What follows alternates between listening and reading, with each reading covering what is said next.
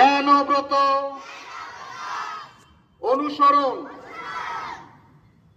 শ্রমব্রত অনুসরণ,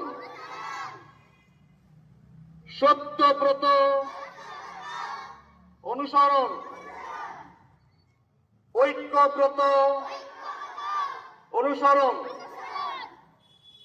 আনন্দব্রত অনুসরণ,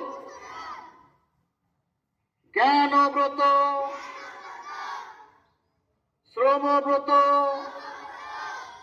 সত্যব্রত,